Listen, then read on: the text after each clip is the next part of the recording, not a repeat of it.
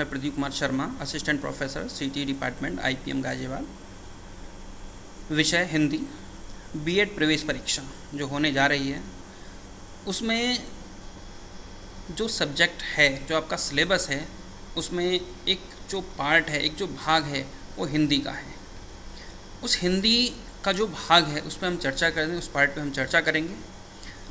सबसे पहले हम जानना चाहेंगे कि जो हिंदी भाषा है उसका अर्थ क्या है, विशेषताएं क्या हैं और उसका प्रकार क्या है, भाषा के प्रकार क्या है। सबसे पहले भाषा का अर्थ। तो हिंदी भाषा का अर्थ या किसी भाषा की बात करें हम तो जो भाषा है, मनुष्य एक सामाजिक प्राणी है और समाज में रहने के कारण उसे सदैव विचार विनिमय करना पड़ता है। और जो विचार विनिमय है उसका सर्वोत्तम और मानवीय जो साधन है वो विचार विनिमय है।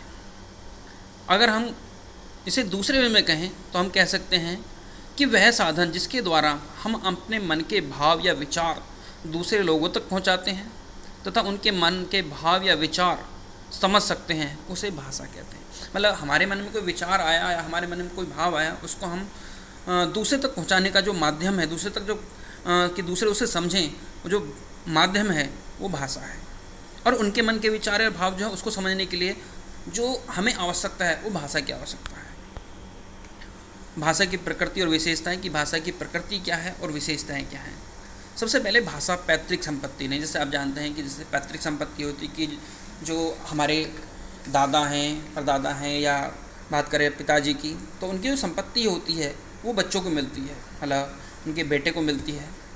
तो अगर हम देखें तो उसे पैतृक संपत्ति कहते हैं। लेकिन भाषा जो है पैतृक संपत्ति नहीं है। ऐसा नहीं है कि पिता को बहुत अच्छी भाषा आती है तो बच्चे को बहुत अच्छी भाषा आती होगी, ऐसा नहीं है। ठीक है, तो भाषा जो है वो पैतृक संपत्ति नहीं है। भाषा परंपरागत है, उसका अर्जन कर सकता है, उसे उत्पन्न नहीं कर सकता। आदमी जो है भाषा का केवल अर्जन, भाषा इकट्ठा कर सकता है, उसको उत्पन्न नहीं कर सकता, क्योंकि भाषा का जो उत्पादन है, उत्पन्न है, वो हो चुका है। भाषा अत्यंत सामाजिक वस्तु है। भाषा एक ऐसी वस्तु है जो समाज, क्योंकि व्यक्ति जो है वो समाज में रहता है और समाज में रहकर ही वो सीखता है। यदि बच्चा समाज में नहीं होगा, अगर वो समाज से हट जाएगा तो अच्छी जो भाषा है वो नहीं सीख पाएगा, और जैसा समाज होगा वैसी भाषा वो सीखता है। वहाँ पे भाषा स्थूलता से सूक्ष्मता की ओर जाती है। अगर हम भाषा की बात करें तो भाषा में हम क्या है, पहले जो है हम बड़ी मेन चीज़, जैसे आप देखेंगे पहले बच्चों को हम सिखाते हैं तो पहले चित्रों के द्वारा, पहले छोटे मतलब FNR, लेकिन मतलब उसका जो गहनता से जो अध्ययन है वो बाद में होता है। मतलब पहले सूक्ष्म स्थूलता सिखाई जाती है और धीरे धीरे वो जो सूक्ष्म बातें हैं उनको भी सीखने लगता है। भाषा अर्जित संपत्ति है। भाषा को अगर हम बात करें तो अर्जित संपत्ति है। अर्जित मतलब इकट्ठा की जाने वाली, कि लोग बच्चे जो हैं उसको इकट्ठा करते हैं। और इकट्ठा क्या है कि हर व्यक्ति अपनी आवश्यकता के अकॉर्डिंग या अपनी समझ के अकॉर्डिंग, अपने एटमॉस्फेयर के अकॉर्डिंग उसका अर्जन करता है।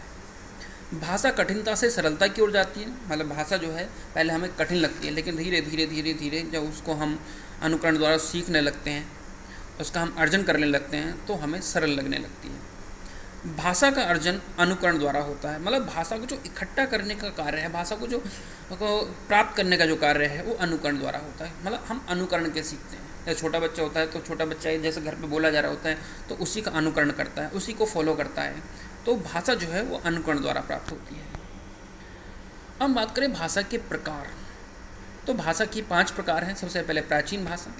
प्राचीन भाषा वो भाषा होती है जो प्राचीन समय में बोली जाती है। जैसे संस्कृत जो है हमारी वो प्राचीन भाषा है, अरबी फारसी प्राचीन भाषा है।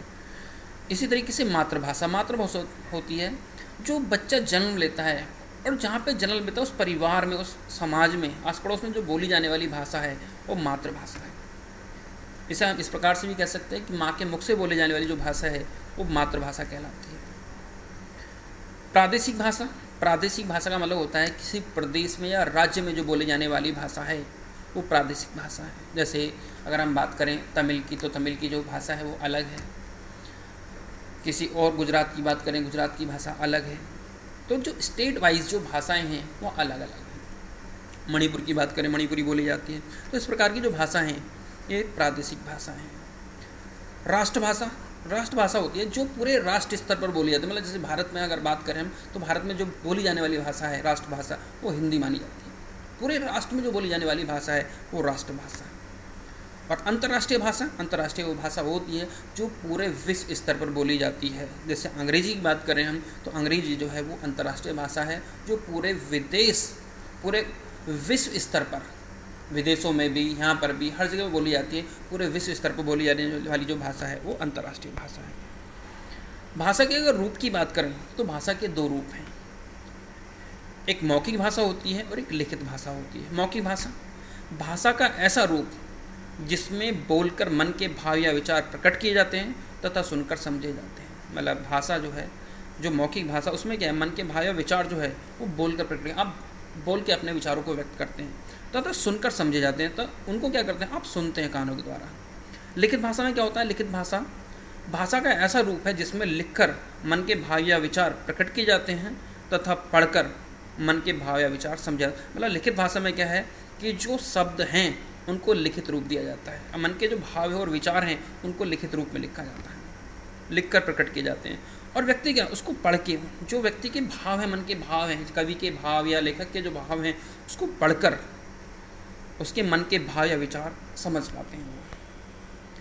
अगर हम बात करें भाषा की, तो भाषा की जो सबसे महत्वपूर्ण अगर पॉइंट है, महत्वपूर्ण बिंदु है, तो वो व्याकरण है।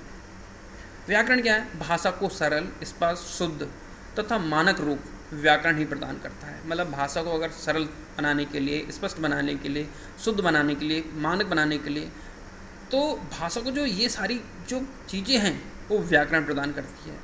भाषा में वर्णों, शब्दों तथा वाक्यों के शुद्ध रूप तथा उसके प्रयोग के नियम का संकलन व्याकरण द्वारा होता है। मतलब भाषा में जो वर्णों का प्रयोग है, शब्दों का, वाक्यों का शुद्ध रूप, उनके बनाने के नियम, उनके प्रयोग करने के नियम, इसका जो संकलन है वो व्याकरण कहलाता है। इस प्रकार व्याकरण ज्ञान की वह शाखा है जिसकी सहायता से किसी भाषा को शुद्ध रूप में लिखना, पढ़ना, बोलना सीखा जाता है। मतलब व्याकरण एक ऐसी शाखा है ज्ञान की जिससे क्या होता है कि भाषा को शुद्ध रूप से लिखना व्यक्ति सीखता है, पढ़ना सीखता है और बोलना सीखता है। व्याकरण और भाषा की बात करें तो दोनों में घनिष्ठ संबंध है। भाषा को शुद्ध बनाने के लिए व्याकरण का ज्ञान अनिवार्य है। मतलब जब तक आपको व्याकरण नहीं आती है, आपकी भाषा शुद्ध नहीं हो सकती। व्याकरण के बिना न तो हम शुद्ध बोल सकते हैं और न ही शुद्ध लिख सकते हैं। मतलब अगर आपको व्याकरण नहीं आती है तो आप ना तो शुद्ध बोल सकते हैं चीज़ों को और ना ही जो शब्द हैं उनका शुद्ध रूप लिख सकते हैं। व्याकरण की बात करें तो व्याकरण के 3 भेद हैं।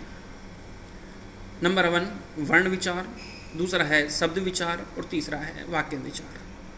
वर्ण विचार क्या होता है, इसके अंतर्गत वर्ण, वर्णमाला, वर्ण के भेद तथा उसके उच्चारण आदि पर विचार किया जाता है। मतलब वर्ण विचार के अंदर वर्णमाला की जानकारी दी जाती है, वर्णों की जानकारी दी जाती है, वर्णों के भेद की जानकारी दी जाती है, साथ ही साथ उसके उच्चारण, जो वर्णों का उच्चारण है उस पर विचार किया जाता है कि वर्णों का उच्चारण किस प्रकार से करना है। इसके बाद शब्द विचार, इसमें शब्दों के रूप मतलब शब्द कितने प्रकार के हैं, शब्द भेद, उनकी रचनाएं, शब्दों की रचनाएं किस प्रकार से हुई हैं तथा उनके प्रयोग पर विचार किया जाता है कि शब्दों का प्रयोग किस प्रकार से करना है। ये शब्द विचार के अंतर्गत किया जाता है। वाक्य विचार, इसमें वाक्यों की बनावट, वाक्य भेद, उपभेद, उनकी शुद्धता पर विचार किया जाता है। मतलब वाक्य विचार के अंदर क्या होता है कि वाक्य की बनावट, वाक्य किस प्रकार का है, वाक्य के भेद, वाक्य कितने प्रकार के होते हैं, उसके उपभेद क्या हैं, उनकी शुद्धता पर तथा उन वाक्य की जो शुद्धता है उस पर विचार किया जाता है कि वाक्य किस प्रकार से शुद्ध बनेंगे और किस प्रकार से शुद्धता उसके अंदर लाई जा सकती है। ये जो हमने प्रकरण पढ़ा है, इससे संबंधित कुछ महत्वपूर्ण प्रश्न हैं जिसकी हम यहाँ पे चर्चा करेंगे। जिसमें पहला प्रश्न है व्याकरण के कितने भेद हैं। तो उत्तर है व्याकरण के 3 भेद हैं। भाषा के कितने रूप हैं, नाम बताइए। तो अगर हम भाषा के रूप की बात करें तो भाषा के 2 रूप हैं, मौखिक भाषा और लिखित भाषा।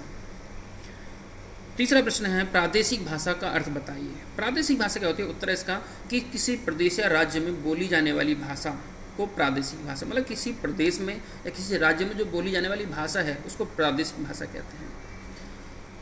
एक हम बात कर रहे हैं कि भाषा कैसी संपत्ति है। तो मैंने आप लोगों को बताया था कि भाषा जो है वो अर्जित संपत्ति है। मतलब जितना हम अर्जन करेंगे, जितना हम इकट्ठा करेंगे उतनी हमारे पास बढ़ती चले। मतलब भाषा जो है वो अर्जित संपत्ति है। थैंक यू सो मच, धन्यवाद।